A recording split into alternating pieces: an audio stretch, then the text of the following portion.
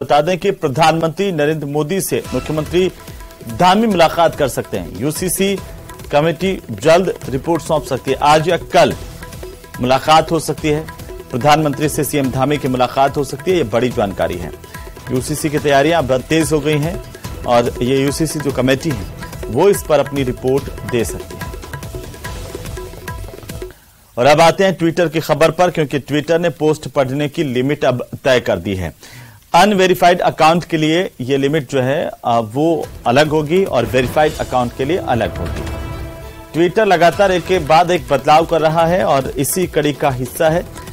नए नियम ट्विटर पर पोस्ट पढ़ने की लिमिट तय की गई है। वेरीफाइड यूजर के लिए 10,000 पोस्ट है और अनवेरीफाइड जो यूजर हैं वो 1,000 पोस्ट पर डे में पढ़ सकेंगे। उनकी लिमिट इतनी रखी गई है। रोजाना ट्विटर पोस्ट पढ़ने की लिमिट को लेकर के ट्विटर के जो फाउंडर हैं, सीईओ हैं एलन मस्क, उनकी तरफ से ये ऐलान किया गया है। एलन मस्क ने ऐलान किया। इससे पहले ट्विटर ने वेरिफिकेशन के लिए चार्जेस तय किए थे और अब ये दूसरा बड़ा बदलाव है।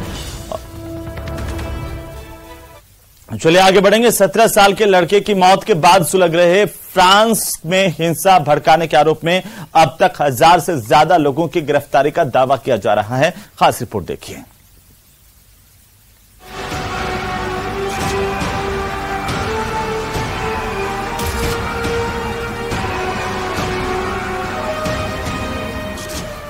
करीब 100 घंटे का वक्त पूरा होने वाला है, लेकिन फ्रांस में जारी फसाद का अंत अब तक नहीं दिख रहा है। प्रदर्शनकारियों के आगे पुलिस कमजोर दिख रही है। फ्रांस की मीडिया का दावा है कि इन झड़पों में करीब 300 पुलिस वाले गंभीर रूप से घायल हो गए हैं।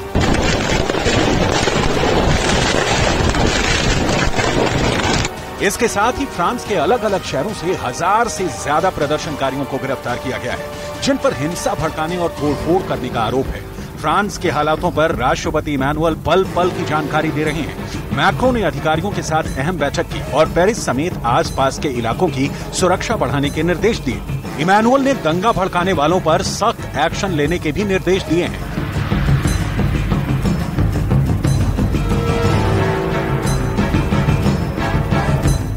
नाबालिग अल्जीरियाई मूल के मुस्लिम परिवार का बताया जा रहा है, इसलिए इस घटना के बाद वहां मुस्लिम समुदाय के लोगों का गुस्सा ज्यादा है। इस घटना को फ्रांस में लंबे वक्त से पनप रहे धार्मिक असंतोष से जोड़कर भी देखा जा रहा है।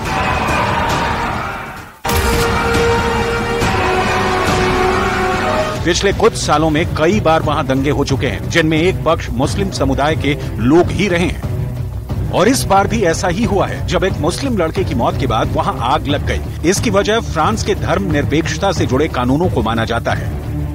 फ्रांस की आबादी करीब 7 करोड़ है, जिसमें 50 लाख मुस्लिम आबादी होने का अनुमान है। ये दूसरे नंबर पर वहां की सबसे बड़ी आबादी है। लेकिन फ्रांस की धर्म निरपेक्षता भारत जैसी नहीं है। वहां ना तो किसी सिख को पगड़ी रखने का अधिकार है, ना ही किसी मुस्लिम को टोपी पहनने का। मतलब सार्वजनिक स्थानों पर किसी भी नागरिक में कोई फर्क नहीं दिखना चाहिए। मुस्लिम समुदाय के लोग आरोप लगाते रहे हैं कि फ्रांस में उनके साथ बराबरी का बर्ताव नहीं होता।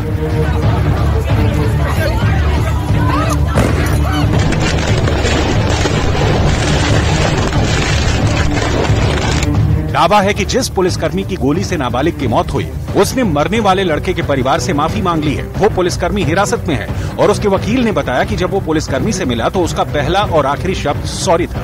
वकील ने ये भी जानकारी दी कि वो पुलिसकर्मी 17 साल के उस लड़के को मारना नहीं चाहता था, इसलिए वो बहुत ज्यादा दुखी है।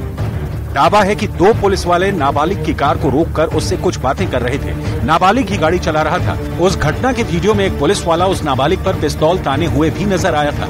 इसी दौरान नाबालिग ने गाड़ी भगा दी थी और पुलिस वाले ने गोली चला दी थी, जिससे उस लड़के की सड़क पर ही मौत हो गई थी। फ्रांस की धर्मनिरपेक्षता भारत जैसी नहीं है। वहां ना तो किसी सिख को पगड़ी रखने का अधिकार और ना ही किसी मुस्लिम को टोपी पहनने का। मतलब सार्वजनिक स्थानों पर किसी भी नागरिक में कोई फर्क नहीं दिखना चाहिए। फिलहाल मुस्लिम लड़के की मौत के बाद यहां पर आग लग गई।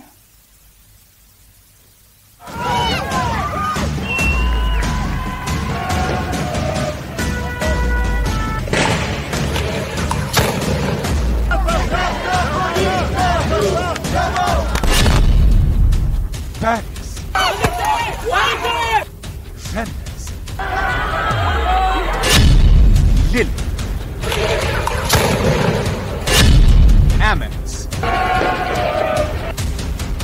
Nantes.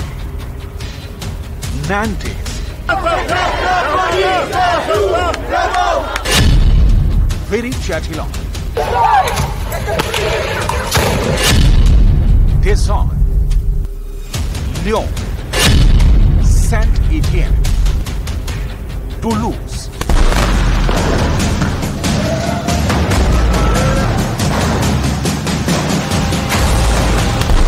पूरा फ्रांस से इस वक्त गुस्से, नफरत, विरोध और हिंसा में धू-धू जल रहा है। इस हिंसा को पिछले एक दशक का सबसे भयानक दंगा बताया जा रहा है। न्यूयॉर्क टाइम्स के मुताबिक फ्रांस में दंगाइयों ने 500 से ज्यादा बिल्डिंग्स को नुकसान पहुंचाया है। करीब 4000 जगहों पर आगजनी की घटनाओं में 2000 से ज्यादा कारें जलकर खाक हो गई हैं। सड़क दर सड़क, गली दर गली, शहर दर शहर आग ही आग।